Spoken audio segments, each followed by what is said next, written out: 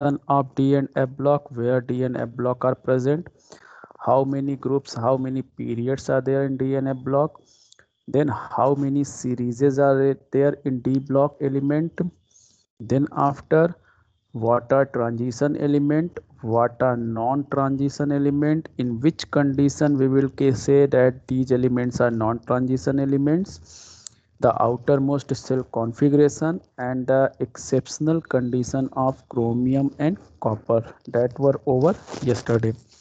Now as I informed you कि we will discuss about the D block, यहाँ से जो आपका प्रोसेस शुरू हो गया ये सब डी ब्लॉक की बात हो रही है, एफ ब्लॉक की बात नहीं हो रही है. This time we are not discussing the F block, we are only discussing the D block. हम केवल डिस्कस कर रहे हैं डी ब्लॉक के बारे में. ठीक है. In D block now the next topic is there physical properties. So physical properties, so transition metals are very hard and low volatile. Low volatile means less volatile. Melting and boiling points are very high. So three informations are given. Transition metals मतलब सारे D block के हो गए accept these three.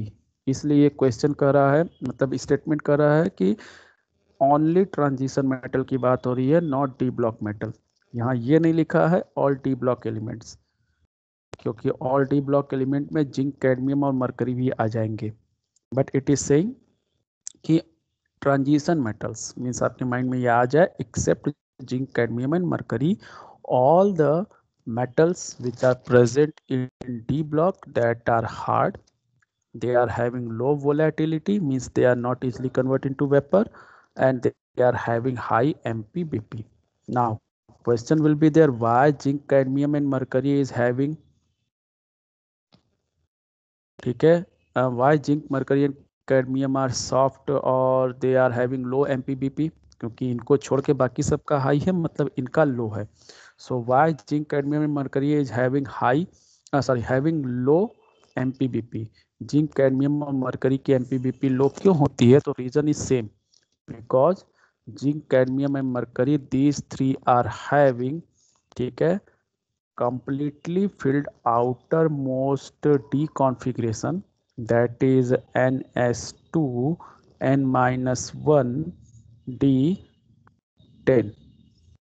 Due to this reason they are having less MPBP, low MPBP. Now next, अब हम बात कर रहे हैं, देखिए यहाँ दे दिया है high MPBP is due to strong metallic bond and presence of half filled D orbital और इनकम्प्लीटली फिल्ड डी ऑर्बिटल.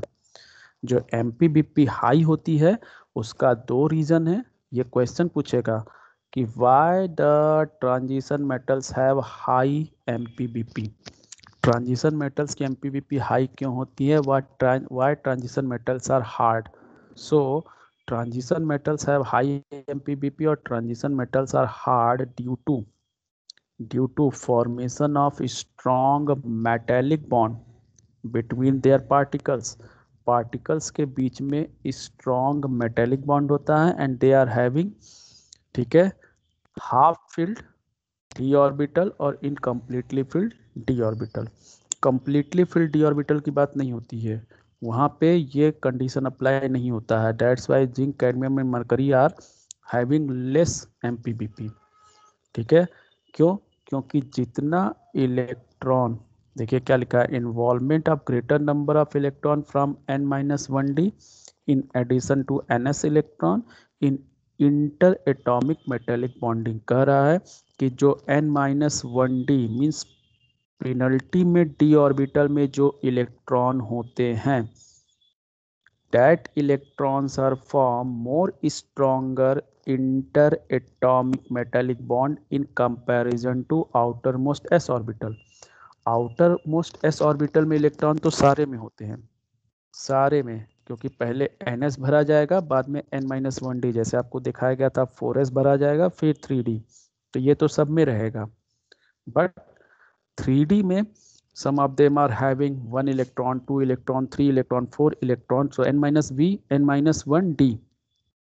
ये बता रहा है कि जो n-1d मीन्स पेनल्टी में d ऑर्बिटल में जो इलेक्ट्रॉन होते हैं they are participate in interatomic metallic bond formation, यही इंटर एटॉमिक मेटेलिक बॉन्ड बनाते हैं।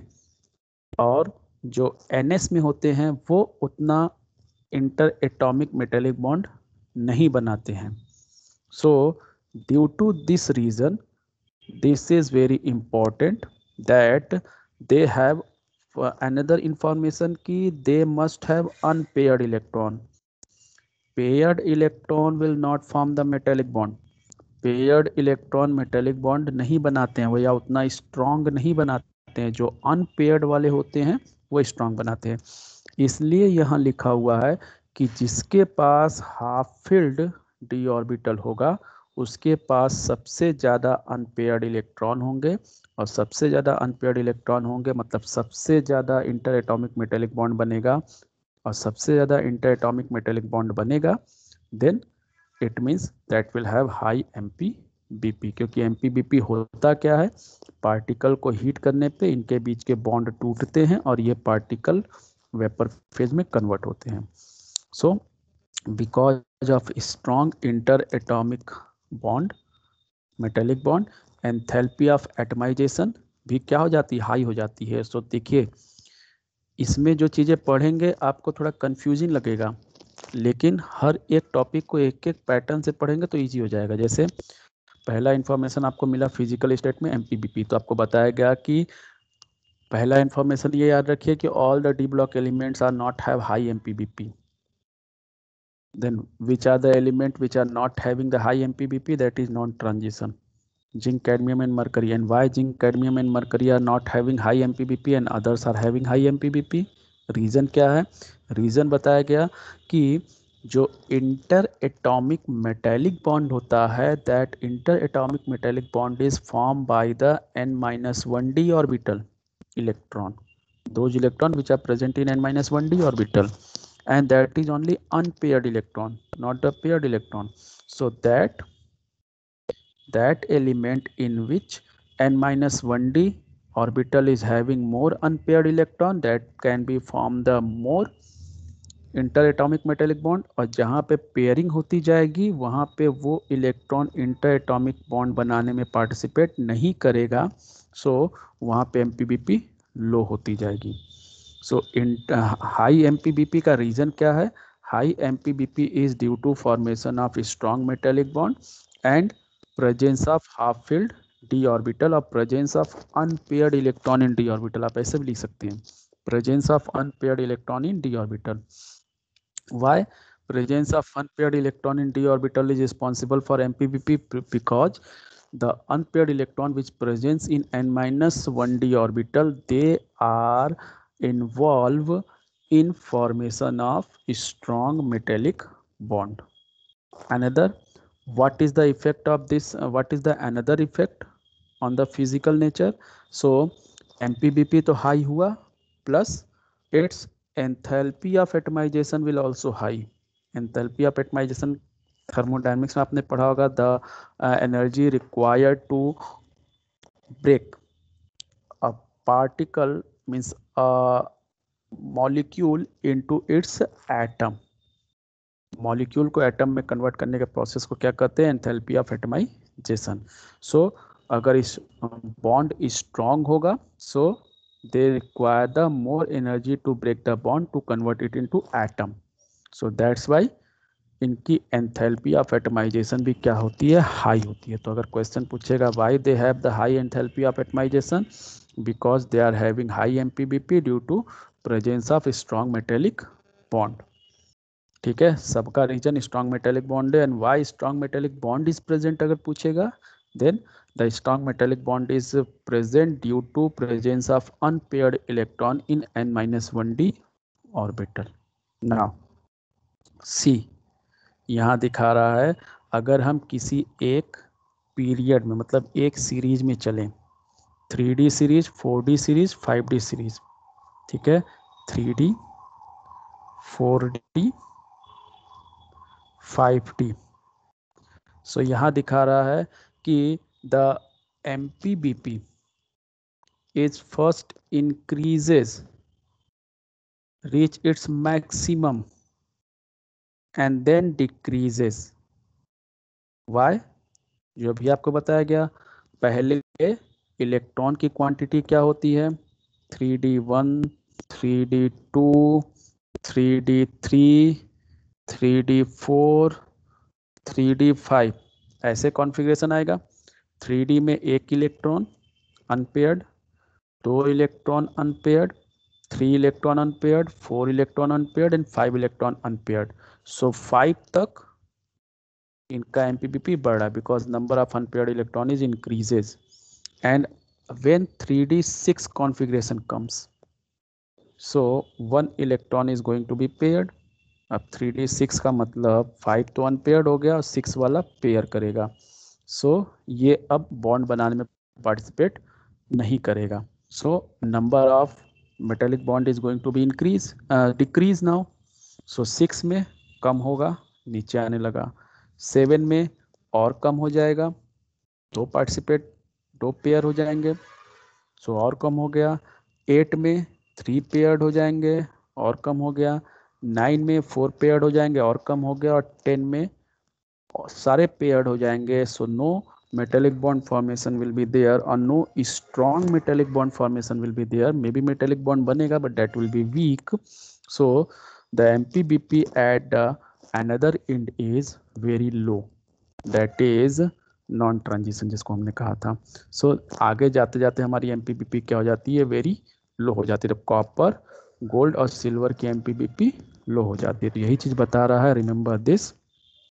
आपको पहले बता दिया गया है कि एज द नंबर ऑफ, केवल ये मत याद रखिएगा कि number of electron in n-1d, number of unpaired electron in n-1d is responsible to form the strong metallic bond. n-1d में जितने अनपेयर्ड इलेक्ट्रॉन ज़्यादा होंगे उतना स्ट्रॉन्ग मेटेलिक बॉन्ड बनेगा। इसलिए इफ वी विल सी, ठीक है, left to right in an the MPBP is first increases and then decreases. तो ये क्वेश्चन बन जाएगा। Yes Sir, yes sir, why there is decrease in why just second and third is different from the first? Actually, the decrease on certain manganese and due to size जो first वाला है, जो okay, सबसे नीचे है, वो आपका क्या है, साइज छोटी है। और जितना ऊपर जा रहे हैं साइज क्या होती जा रही है, बढ़ती जा रही है। तो इसलिए वहाँ पे शो हो रहा है थोड़ा सा चेंज।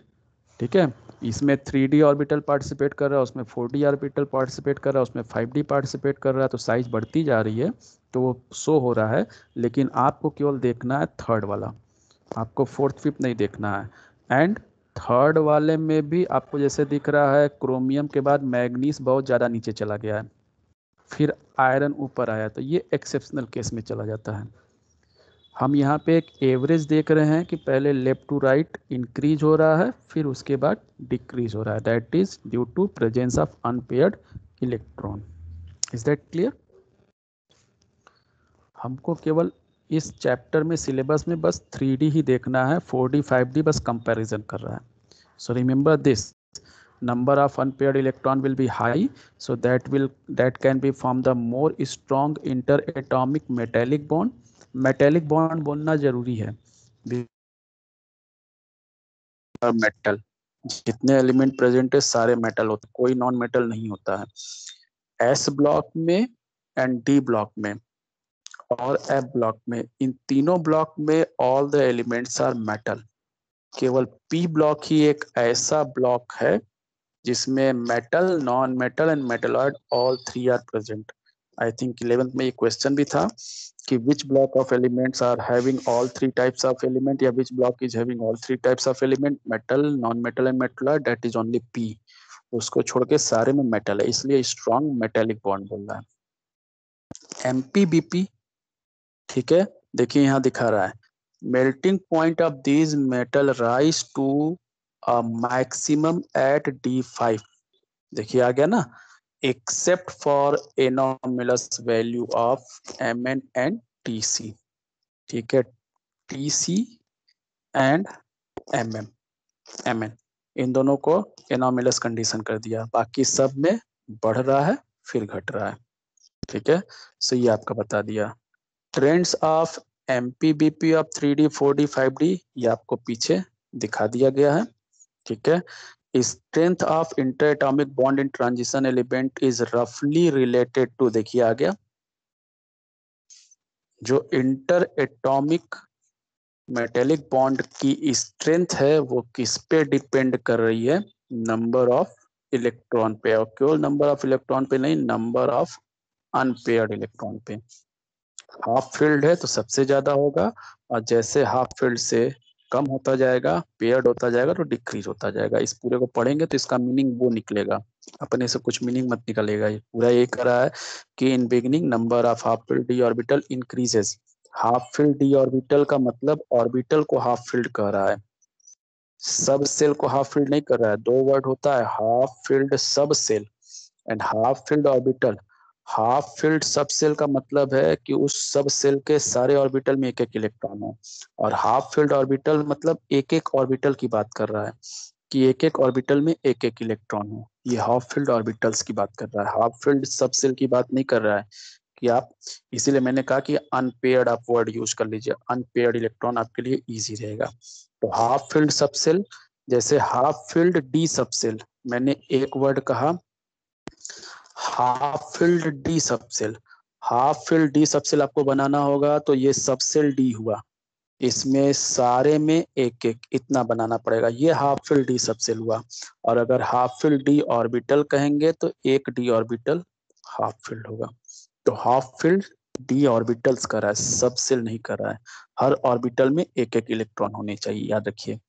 और जैसे ही हाफ फील्ड डी ऑर्बिटल की क्वांटिटी बढ़ेगी, number of half filled D orbital, number of half filled D orbital का मतलब क्या बताया गया, जैसे 3D1 एक इलेक्ट्रॉन, एक हाफ फील्ड डी ऑर्बिटल है। दो इलेक्ट्रॉन, दो हाफ फील्ड डी ऑर्बिटल है। तीन इलेक्ट्रॉन, तीन हाफ फील्ड डी ऑर्बिटल है। चार इलेक्ट्रॉन, चार हाफ फील्ड डी ऑर्बिटल है। पांच इलेक्ट्रॉन, पांच हाफ फील्ड डी ऑर्बिटल है। और जैसे ही सिक्स्थ इलेक्ट्रॉन एंटर किया तो ये वाला पेयरिंग हो गया, the pairing of electron in d orbital occurs and number of half filled, ठीक है, d orbitals decreases। अब ये एक पेयर्ड हो गया, चार बचा, ये दो पेयर्ड हो गया, तीन बचा, तीन पेयर्ड हो गया, दो बचा, चार पेयर्ड हो गया, एक बचा, और वो भी पेयर्ड हो गया, कोई नहीं बचा। यही चीज यहाँ बतला रहा है। नाउ अब उसी को रिलेट कर दिया एंथैल्पी ऑफ एटमाइजेशन से। देखिए same pattern enthalpy of atomisation में भी है, इंक्रीज फिर डिक्रीज, एक्सेप्शनल केस दो है उसको छोड़ दीजिए। एंथैल्पी ऑफ एटमाइजेशन फिर से वही हो गया, enthalpy of atomisation is also, पहले ही आपको बता दिया गया है कि it is also high for transition element due to presence of strong interatomic bond और हाई MPBP। वही चीज यहाँ पे बता रहा है, greater the number of valence strong valence electron, stronger the interatomic interaction and stronger bonding between atom resulting high enthalpy of atomization। तो अगर पूछेगा, ये क्वेश्चन है कि why enthalpy of atomization of 3D series element or D block element is high, that is due to presence of strong interatomic metallic bond और strong inter atomic attraction force, जो भी आप कहना चाहें। नाउ एंथैल्पी ऑफ एटमाइजेशन बहुत ज्यादा नहीं है, छोटा छोटा डिस्कस करना है बस। Atomic radii, ionic radii. अब हम चले गए पीरियोडिक प्रॉपर्टीज में। फिजिकल प्रॉपर्टी हो गया, फिजिकल प्रॉपर्टी में MPBP था, एंथैल्पी ऑफ एटमाइजेशन था। अब एटॉमिक रेडियाई, एटॉमिक साइज आ गया। So this is related to periodic properties. आप क्लास 11 में पढ़ते थे कि एस ब्लॉक की पीरियोडिक प्रॉपर्टी, थर्ड ग्रुप की पीरियोडिक प्रॉपर्टी, इस तरह से। तो वहां पे आपने पढ़ा होगा ionic radio, electronegativity, electron gain enthalpy, that same we will discuss in P block. So यहाँ पे अब हम शुरू करने जा रहे हैं periodic properties. Means when we will move left to right then what will be happen, will move up to down then what will be happen in this. तो एटॉमिक रेडियाई और आयनिक रेडियाई आपको पता है size को कहते हैं। Size as you know very well, कि size up to down जाने पे इंक्रीज होती है because new shell is introduced. ऊपर सेल कम होती है, नीचे आने पे एक सेल बढ़ जाती है, और नीचे आने पे और सेल बढ़ जाती है। तो अप टू डाउन तो इंक्रीज होगी, ये आपको पता है। But we need to discuss left to right. हमको क्या डिस्कस करना है? Left to right. Left to right discuss करने के लिए हमको ये डायग्राम देखना है, फिर हम पीछे जाएंगे। This is showing the atomic radii of transition elements. Now see, atomic radii में इधर साइज दिया हुआ है रेडियाई का इन एनएम नैनोमीटर में, इधर एलिमेंट दिया हुआ है। और देखिए पैटर्न क्या चल रहा है।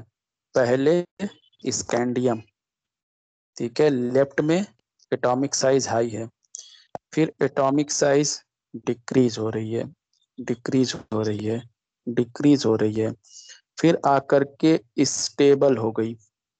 कोबाल्ट निकिल का लगभग सेम है, या आयरन कोबाल्ट निकिल का कॉपर का लगभग सेम है। कोबाल्ट निकिल तो बिल्कुल इक्वल है,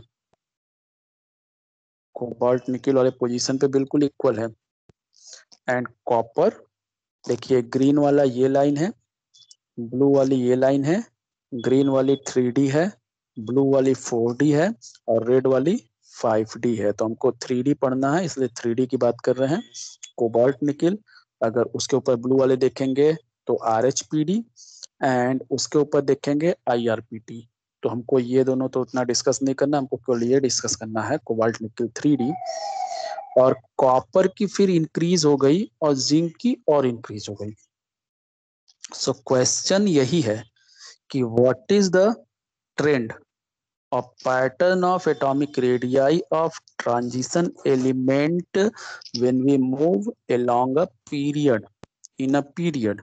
हम पीरियड में लेफ्ट टू राइट जाते हैं तो इनकी एटॉमिक साइज या एटॉमिक रेडियाई क्या होती है? Then atomic radii first decreases, then becomes stable, then increases at the other end।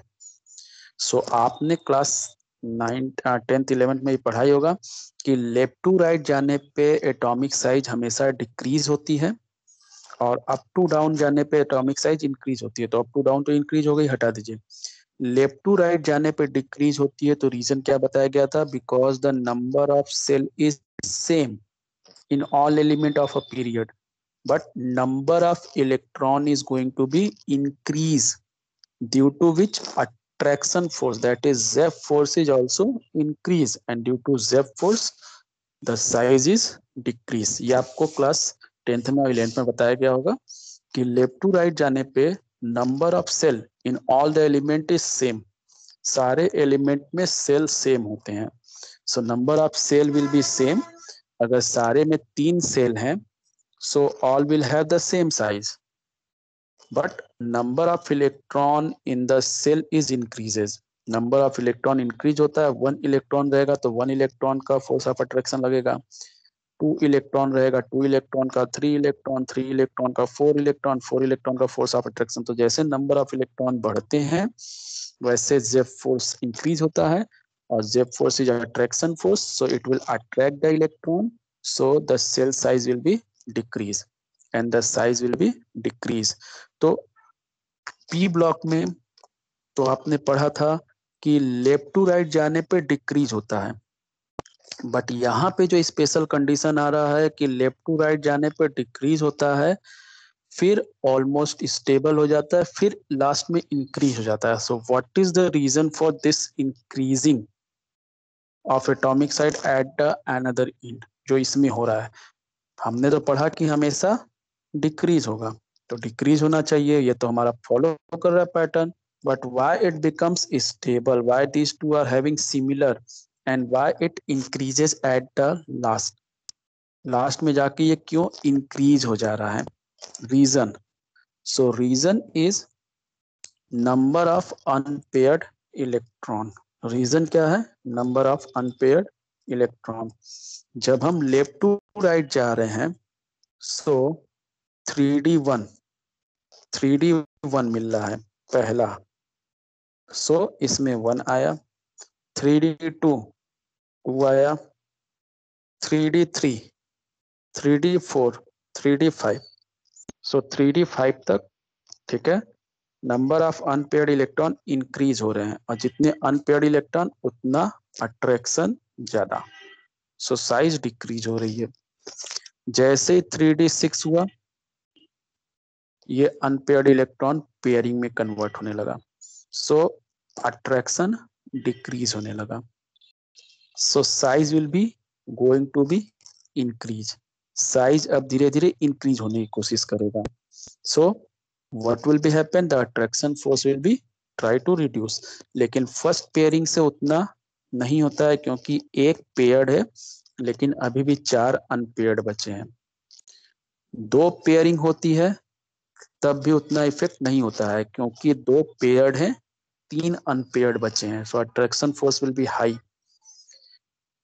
3 paired होते हैं तब इफेक्ट शुरू होता है, then the effect will start because 3 paired and only 2 unpaired, so now pairing की quantity ज्यादा हो गई, so attraction will be decrease। when 4, जब 4 paired हो जाते हैं तब attraction force बहुत ज्यादा कम हो जाता है क्योंकि अब केवल एक अनपेयर्ड बचा, और जब 5 के पांचों पेयर्ड हो जाते हैं तो अट्रैक्शन फोर्स बिल्कुल कम हो जाता है। इसलिए देखिए आपको दिखा रहे हैं, स्कैंडियम का आएगा 3D1, टाइटेनियम का 3D2, यहाँ लिख देते हैं ये है 3D, आप ये 1 समझिए 3D1, ये 3D2, ये 3D3, ये 3D4, ये 3D5, ये 3D6, ये 3D7, सो 5 तक तो number of unpaired electron increase हो रहे हैं, तो देखिए कितनी तेजी से नीचे जा रहा है। 6 होने अब पेयरिंग तक तो number of electron unpaired electron तो ये तेजी से डिक्रीज हो रहा है, 10-10 nm डिक्रीज हो जा रहा है, 20-20 nm डिक्रीज हो जा रहा है, बट 6 से पेयरिंग शुरू हो गई, बट पेयरिंग में भी 4 अनपेयर्ड हैं और एक पेयर्ड है, तो इसलिए उतना इफेक्ट नहीं पड़ा। लेकिन इफेक्ट आप इस तरीके से देख सकते हैं कि जो इतना डिक्रीज हो रहा था वह बहुत कम डिक्रीज हुआ, तो अट्रैक्शन थोड़ा सा डिक्रीज हुआ लेकिन साइज अभी घट ही रही है। फिर एक और पेयरिंग हुई तो 2 पेयर्ड हुआ लेकिन 3 अनपेयर्ड है, तो साइज अब थोड़ी और जो साइज डिक्रीज हो रही थी उसमें अमाउंट में और कमी हुई। फिर जब 3 पेयर्ड हुआ तो 3 पेयर 2 अनपेयर्ड, तब जाकर के इफेक्ट शुरू हुआ, सो इफेक्ट बैलेंस हो गया। फिर जैसे ही 4th वाला पेयर हुआ, एक अनपेयर्ड बचेगा तो साइज बढ़ने लगी, और जैसे 5th वाला भी पेयर हो गया तो साइज और बढ़ गई। So why the difference is there in the size और एटॉमिक रेडियाई और ionic radii of the element of D block, ठीक है। when we will move left to right, then reason is here, when we will move left to right then number of unpaired, सब सारी property इसी पे depend करती है, सारी property कहीं ना कहीं इसी से रिलेटेड है। Number of unpaired electron is first increases from D1 to D5, पहले D1 से D5 तक number of unpaired electron increase होता है, that's why the attraction is increases and size is decreases rapidly size decrease हो रहा है। But when the D6 configuration is going to be is, then number of unpaired electron is going to be decreased, that's why the attraction force is going to be disturbed, that is going to be decreases, and at the number of paired electron becomes high and unpaired electron becomes less, that's why at the second end the size is increases, ठीक है। immediately अचानक से size वहां पे क्या हो जा रही है, इंक्रीज हो जा रही है। सो why the size of copper and zinc is increases, because of presence of less unpaired electron in d orbital. And why the size decreases from scandium to manganese? That is due to increase in number of unpaired electron in d orbital. Remember, एमपीबीपी भी उसी पे depend कर रहा था, ठीक है। सी, paired electron में repulsion force होगा जिससे साइज इंक्रीज होगी, और अनपेयर्ड इलेक्ट्रॉन में अट्रैक्शन फोर्स होगा जिससे साइज क्या होगी, डिक्रीज होगी। सो सी क्या लिखा हुआ है, अब हम इसको पढ़ के देख लेते हैं। ये तो मैंने आपको बता दिया, आप इंफॉर्मेशन भी देख लीजिए। Atomic radii first decreases till middle, becomes almost constant and then increases towards the end. New electron enter in d orbital each time the nuclear charge is increased. मैंने आपको बताया ना कि जितने बार इलेक्ट्रॉन नया इंटर करेगा उतना उसका न्यूक्लियर चार्ज जेब फोर्स इंक्रीज होगा, ठीक है। But the shielding effect of D electron is not effective, hence the net electrostatic attraction between the nuclear charge and outermost electron increase. क्योंकि डी ऑर्बिटल जो आप इंटर करा रहे हो इलेक्ट्रॉन, वो डी ऑर्बिटल का शिल्डिंग इफेक्ट कम होता है। सबसे ज्यादा शिल्डिंग इफेक्ट एस ऑर्बिटल का होता है, उससे कम पी का होता है, उससे कम डी का होता है, और सबसे कम शिल्डिंग इफेक्ट एफ का होता है। सो डी ऑर्बिटल का शिल्डिंग इफेक्ट कम होता है। सो यहाँ पे शिल्डिंग इफेक्ट का कोई इफेक्ट नहीं होता है। शिल्डिंग इफेक्ट वर्ड यहाँ पे यूज नहीं करेंगे, सीधे आप कहेंगे due to increase number of electron the nuclear charge is increases, and due to increase in nuclear charge the radius is decreases. फिर बता रहा है increased nuclear charge is partially cancelled by increased shielding screening effect of electron in d orbital of penultimate shell. कह रहा है shielding effect का बहुत partial effect होता है, इसलिए इसको ज्यादा केयर हम नहीं करेंगे। when the increased nuclear charge and increased screening effect balance, middle में आकर के दोनों क्या हो जाते हैं, बैलेंस हो जाते हैं, शिल्डिंग इफेक्ट भी और स्क्रीनिंग इफेक्ट भी, ठीक है। सो ये क्या हो जाता है, कांस्टेंट हो जाता है। स्टार्ट में ध्यान दीजिए, यहाँ पे स्टार्ट में अनपेयर्ड इलेक्ट्रॉन बढ़ते जा रहे हैं, तो शिल्डिंग इफेक्ट का इफेक्ट बहुत कम पड़ रहा है और अट्रैक्शन फोर्स बहुत ज्यादा हो रहा है। लेकिन मिडिल में आकर के जहां पे पेयरिंग शुरू हो जा रही है, वहां पे शिल्डिंग इफेक्ट और इंटरेक्शन फोर्स दोनों का इफेक्ट लगभग सिमिलर हो जा रहा है, इसलिए साइज अप्रोक्सीमेटली स्टेबल हो जा रही है। और लास्ट में जाकर के क्या हो जा रहा है, लास्ट में जाकर के शिल्डिंग इफेक्ट हाई हो जाएगा और फोर्स कम हो जाएगा ड्यू टू पेयर्ड इलेक्ट्रॉन। सो वहां पे साइज क्या हो जा रही है, बढ़ जा रही है, ठीक है। देखिए क्या लिखा है, pairing of electron takes place after D5 configuration. यही छोटी छोटी चीजें बस आपको समझनी है और कुछ इसमें नहीं है। नेक्स्ट, ये डायग्राम आपको बना देना है।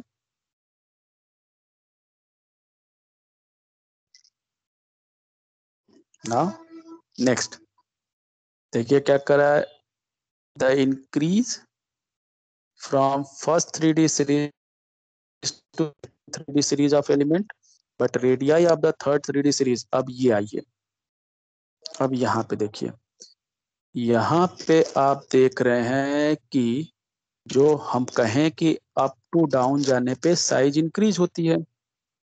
सो 3D की साइज कम है। अब हम ऐसे देखेंगे, इसको मत मिलाइए, पीरियड खत्म हो गया, अब हम ग्रुप में चल रहे हैं, अप टू डाउन, ठीक है। तो अप टू डाउन का मतलब 3D ये है, 4D ये है, 5D ये है, ठीक है। सो अप टू डाउन मतलब हमको ऐसे चलना है, ये उल्टा बना हुआ है। अप टू डाउन मतलब हमको नीचे से ऊपर इसके लिए जाना है, वैसे अप टू डाउन का मतलब ये हुआ, ठीक है। 3D 4D 5D। So up to down size increase होती है, साइज इंक्रीज होती है जैसा आपको पता है। अब यहाँ पे देखिए 3D और 4D इन दोनों की साइज में बहुत ज्यादा डिफरेंस है। 4D की साइज बहुत ज्यादा है, 3D की साइज बहुत कम है, लेकिन 4D और 5D की साइज में बहुत कम डिफरेंस है। सो ये इंफॉर्मेशन बता रहा है कि 3D और 4D की साइज में तो बहुत ज्यादा डिफरेंस है, बट 4D और 5D की साइज अप्रोक्सीमेटली सेम होती है। वाई? रीजन क्या है? Reason is the new term lanthanoid contraction.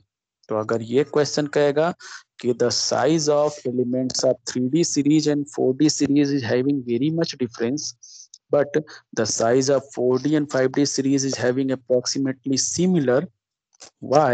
The reason is there between 3D, means in 3D and 4D no lengthenoid contraction is there, but in 5D, 5D में 4D में नहीं होता है। इन 5D lengthenoid contraction is applied। ये होता क्या है ये हमको आगे पता चलेगा। lengthenoid contraction is applied। Due to lengthenite contraction, the size is decreases in very high aspect. That's why जो size इनकी होनी चाहिए ये इतना डिफरेंस होना चाहिए, लेकिन 5D में लेंथेनाइट कॉन्ट्रेक्शन होता है, 3D 4D में नहीं होता है। 5D में लेंथेनाइट कॉन्ट्रेक्शन के कारण साइज डिक्रीज हो जाती है, तो अप्रोक्सीमेटली 4D के सिमिलर आ जाती है। तो ये बता रहा है कि इन 5D elements lengthenite contraction is arises, and due to lengthenite contraction the size is becomes similar to 4D। lengthenite contraction क्या होता है ये बाद में पढ़ेंगे। अभी केवल आपको ये भी टॉपिक बाद में डिस्कस करेंगे। अभी केवल लेंथेनाइट कॉन्ट्रैक्शन मैंने वर्ड दिया आपको कि लेंथेनाइट कॉन्ट्रैक्शन, ये सारी चीजें कल डिस्कस होंगी। सो सी, आपको तीन चार चीजें पता चली इसमें। पहला तो साइज, अगर हम लेफ्ट टू राइट जाएंगे तो left to right size decrease होती है, देन मिडिल में कांस्टेंट हो जाती है और फिर इंक्रीज हो जाती है। क्यों? ये सारा इंफॉर्मेशन मिल गया। देन अप टू डाउन जाते हैं तो साइज इंक्रीज होनी चाहिए, साइज इंक्रीज हो भी रही है। इसकी साइज 4D की 3D से ज्यादा है। देखिए ये इंफॉर्मेशन देना चाह रहे थे, 4D की 3D से ज्यादा है और 4D और 5D के अप्रोक्सीमेटली सिमिलर है, जबकि हमारा पैटर्न क्या होना चाहिए? 3D की कम है, 4D की ज्यादा है और 5D की उससे ज्यादा है। हमारा पैटर्न ये होना चाहिए, लेकिन पैटर्न ये है, 3D की 4D से तो कम है, नहीं 4D की 3D से ज्यादा है, बट 4D 5D सेम है, जबकि 5D ज्यादा होना चाहिए हमारे अनुसार, हाइपोथेटिकल। सो यहाँ पे कह रहा है रीजन क्या है? Reason the 5D elements are show lanthanide contraction. 5D element lanthanide contraction show करते हैं, and due to lanthanide contraction 5D की साइज रिड्यूस हो जाती है। साइज होनी चाहिए इतनी, लेकिन लेंथेनाइट कॉन्ट्रैक्शन से रिड्यूस होके इतनी हो जाती है जो अप्रोक्सीमेटली सिमिलर टू 4D आ जाती है। एग्जैक्ट सिमिलर नहीं होती है, अप्रोक्सीमेटली सिमिलर, वो आप देख सकते हैं। ठीक है, तो ये क्वेश्चन याद रखिएगा कि Y in D block element the size of 4D series and 5D series is approximately similar। So आप कहेंगे because in 5D series element lengthenite contraction is shown, due to that lengthenite contraction the size of 5D series is decreases। 4D का नहीं बढ़ा है, 5D का decrease हो गया है, and due to decrease in size of 5D its size is become similar to 4D। And lanthanide contraction 5D में show हो रहा है, 4D में शो नहीं हो रहा है। इस चीज को याद रखिएगा। अब कल हम देखेंगे लेंथेनाइट कॉन्ट्रैक्शन क्या होता है और आगे की चीजें। देखिए यही क्वेश्चन आपसे कह रहे थे कि transition elements exhibit higher enthalpy of atomization why. ये क्वेश्चन आपके एनसीईआरटी में है और ये क्वेश्चन आता है। इसी तरह के क्वेश्चन आपसे पूछे जाएंगे, कोई बहुत ज्यादा बड़े बड़े क्वेश्चन नहीं है। सो लेंथेनाइट कॉन्ट्रैक्शन आई थिंक कल हम लोग डिस्कस करेंगे, लेकिन ये टॉपिक क्लियर हो गया कि लेफ्ट टू राइट साइज क्यों पहले डिक्रीज हो रही है, फिर स्टेबल, फिर इंक्रीज क्यों हो रही है, उसका सारा इंफॉर्मेशन यहाँ पर है। और अप टू डाउन जाने पे 3D की साइज, मतलब 4D की साइज 3D से ज्यादा हो रही है, लेकिन 5D की साइज 4D के इक्वल हो रही है। क्यों? उसका आपको मिल गया, due to lanthanide contraction which is shown in 5D series element, not 4D। 4D में कुछ नहीं हो रहा है, 4D अपने जगह पर है। 5D का जो साइज होना चाहिए वो लेंथेनाइट कॉन्ट्रैक्शन से डिक्रीज हो जा रहा है, that comes equal to the size of 4D। So here I am going to stop the class. and tomorrow we will discuss the next part. इसी तरह छोटे